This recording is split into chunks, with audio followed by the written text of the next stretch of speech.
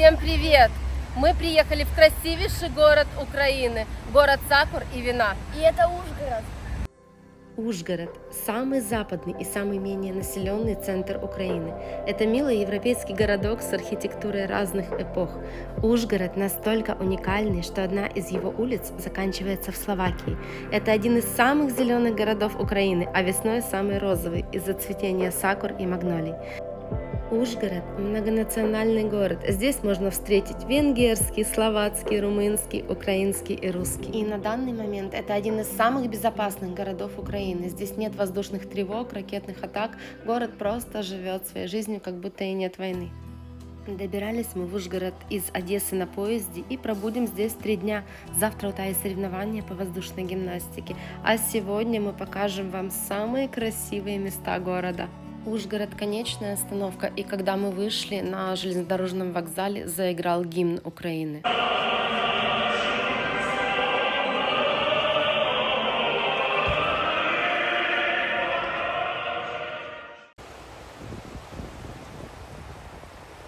Мы приехали в Ужгород в конце апреля, и в этот период город нужно начинать смотреть не с набережной, не с центра, а с сакур. Вы только посмотрите на эту красоту. А аромат здесь стоит такой, что это просто не передать словами.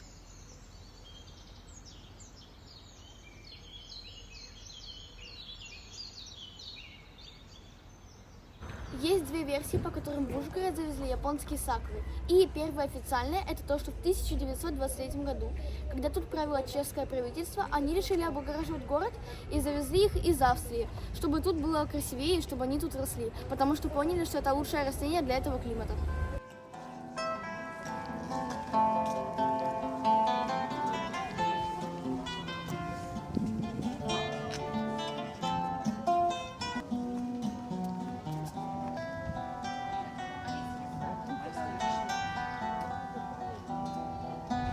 По легенде, японские послы приехали в гости к австрийскому императору Францу Иосифу I и привезли ему в подарок японские сакуры. Они остановились ночевать в Мукачево, и мукачевцы, местные жители, узнали, что приехали какие-то заморские послы с дивными деревьями, и ночью у них эти сакуры благополучно сперли. Вот такая легенда. Но воры не знали, что сакуры цветут очень быстро и буквально 1-2 недели, и что у этих деревьев нет плодов, поэтому они были очень разочарованы.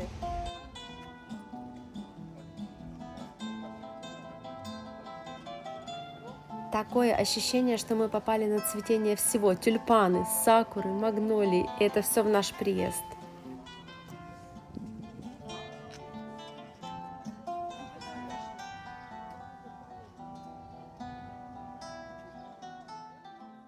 В Ужгороде растут тысячи сакур, но самые красивые растут на улице Довженко, на которой мы только что были, и на Театральной площади, на которую мы сегодня пойдем. Но на Театральной площади возле филармонии сакур всего лишь 4, и там очень много людей. В Ужгороде целых 7 набережных, но одна из самых красивых – это набережная, по которой мы сейчас идем, набережная Незалежності. Зі мною всі співаєте, закінчиться війна, там загубив себе, там загубив себе, побачив я, побачив аж до дна. Обійми, обійми мене, обійми мене, обійми, твоя весна, твоя весна.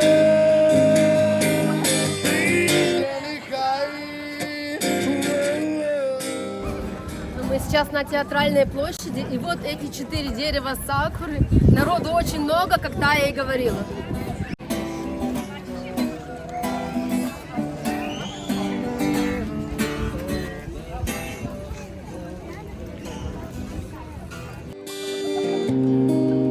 І ось моя душа складає зброю вниз. Невже все-таки вона так прагне теплих сил і обійми, обійми мене. сделать здесь нормальную фотографию просто нереально.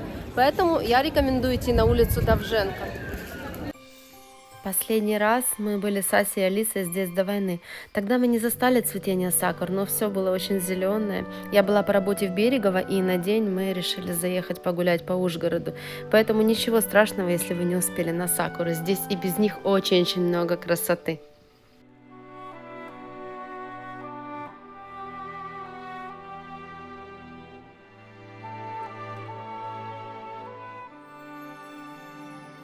Мы сейчас находимся на центральной пешеходной улице Ужгорода, на улице Корза. Это итальянское название, и оно переводится как место для прогулок.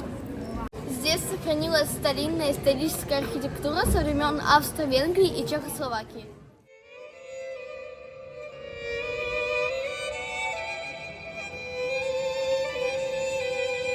Здесь очень много магазинов и кафешек, и много инстаграмных двориков.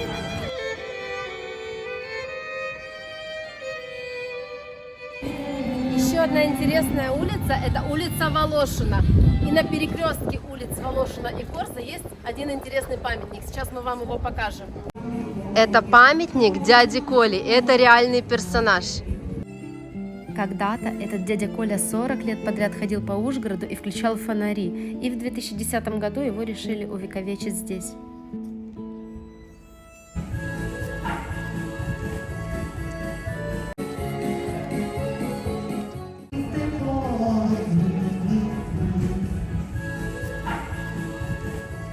Ще одна цікава локація – це провулок Гірчичне зерно.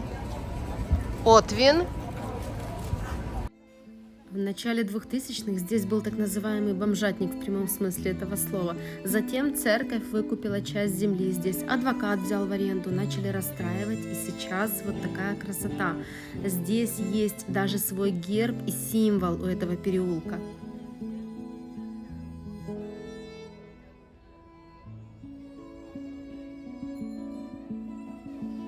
Глициния цветет, все такое фиолетовое, аромат стоит непередаваемый.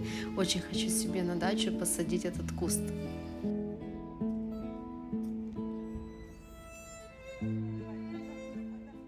Если стоять здесь, то здесь есть указатели, и видно вот Синевирское озеро, винные подвалы,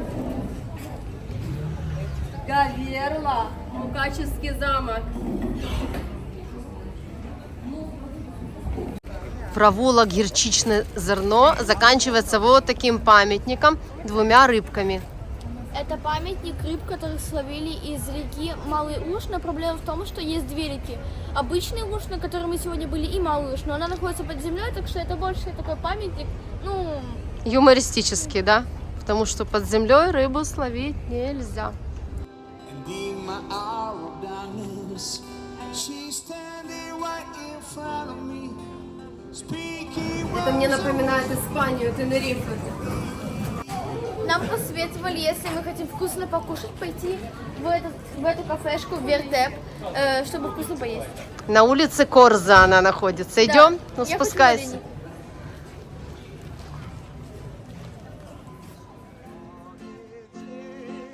Здесь всегда очень много туристов, очень много приезжих, отдыхающих, потому что здесь самая вкусная украинская традиционная кухня. И сейчас вам покажу немножко цены, как вы любите. Все очень даже приемлемо, кстати, недорого.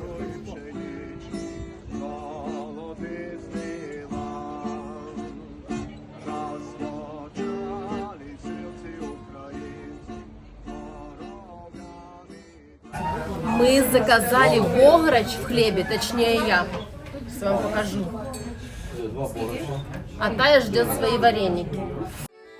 Бограч в хлебе надо есть быстро, потому что хлеб может размокнуть и все вытечет на тарелку. Смачно. Тая заказала вареники с вишней. Она их очень любит. Вкусно?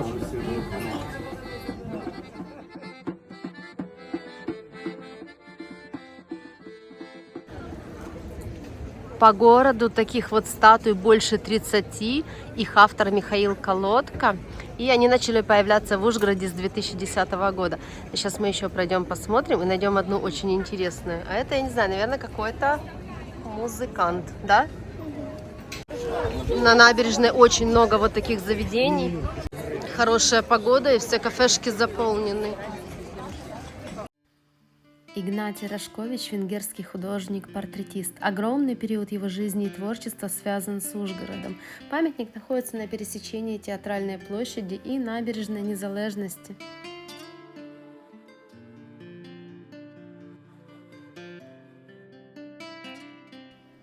А еще одна из главных достопримечательностей Ужгорода – это пешеходный мост через реку Уж. Здесь всегда большое количество народу. Вешают замочки, влюбленные, молодожены сюда приезжают. Ну и вообще просто очень красивый пейзаж, красивый вид на реку, на набережную. Людей очень много, центр, хорошая погода, река Уж, на которой стоит Ужгород. Это самая маленькая статуя свободы в мире и самый маленький маяк. Удивительно, да? В маячке там села батарейка, а вообще, если ее поменять, он будет светиться в темноте. Дякую за те, що я і дитя, і внукам ходить. Мамо, вічна і кохана.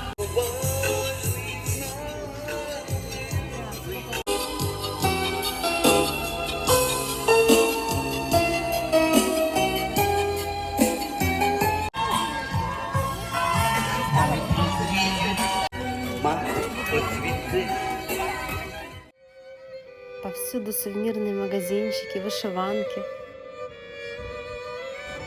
А это здание Ужгородской филармонии.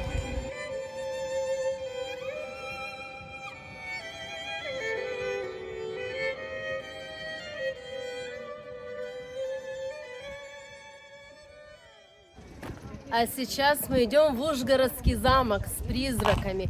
Есть такая легенда, что главный призрак этого замка, ее звали Белая Пани. И это дочка хозяина замка. Она влюбилась в воеводу. Воевода хотел захватить замок, и она, ему разболтала, сдала все тайные ходы.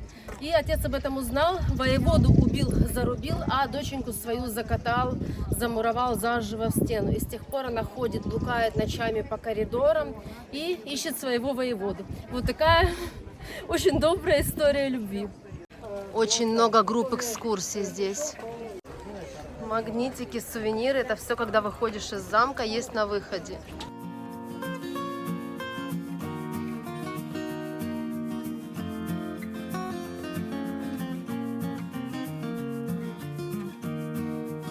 Идем брать билеты. Вход платный. Сейчас узнаем, какая цена. Взрослий білет коштує 130, а дитячий, точніше учень, 60. Если хотите погулять более спокойно и в тишине, в выходные не приезжайте сюда.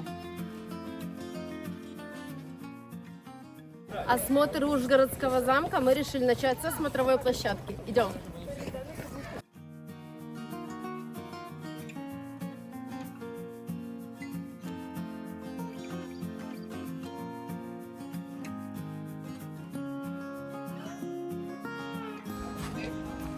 Горы видно.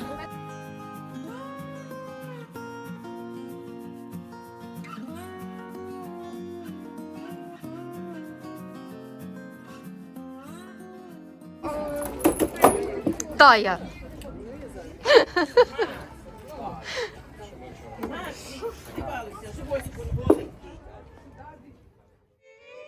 Конечно же, мы решили зайти внутрь замка в музей. Бескоштовно фотозона. А вот это, наверное, Белая Пани, о которой я рассказывала. Здесь она прям красивая такая.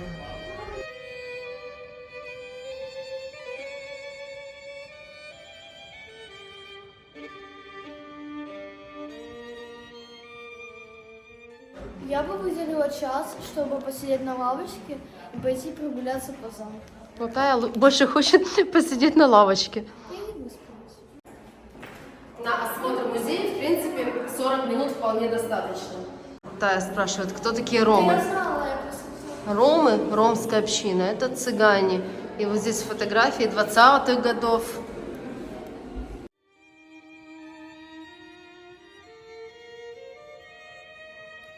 Замок был возведен в средние века магнатами-другетами, затем неоднократно перестраивался. Сейчас здесь открыт краеведческий музей, в котором вы можете узнать об истории замка, о Закарпатье.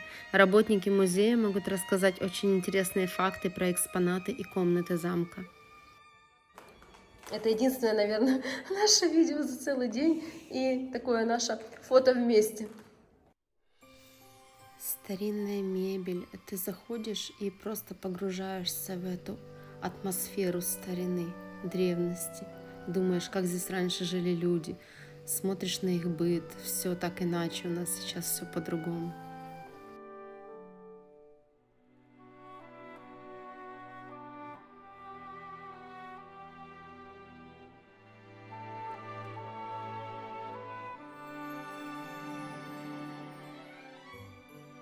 Ти ж мене підвела, ти ж мене підвела, ти ж мене молодого до Ужгорода повела. С экскурсоводом кому-то повезло.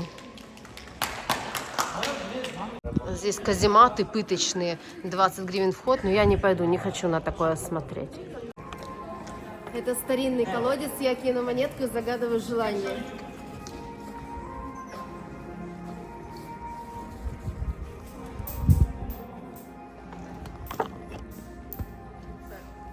Глубоко, да?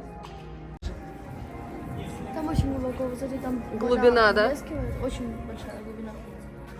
Видишь? Вон там внизу вода. Кто-то кинул монетку, и она немножко не долетела. Загадывай желание.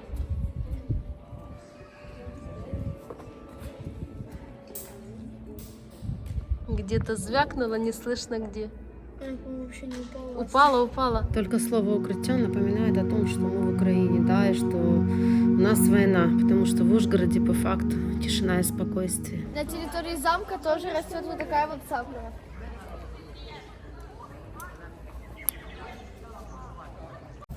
Перед входом в замок фигурка вот такого рыцаря.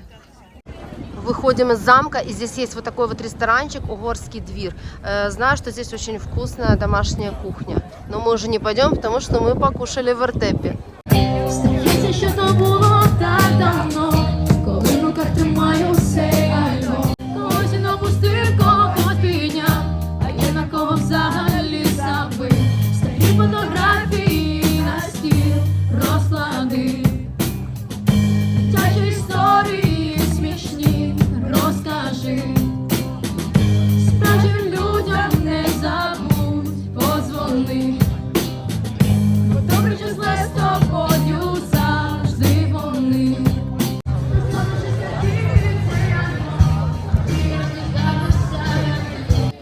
Кафешки переполнены. Вечер, солнце садится, люди гуляют. Здесь нет воздушных тревог и прилетов ракет. Несколько раз поймала себя на мысли, что давно не ощущала себя так спокойнее внутренне, как сегодня.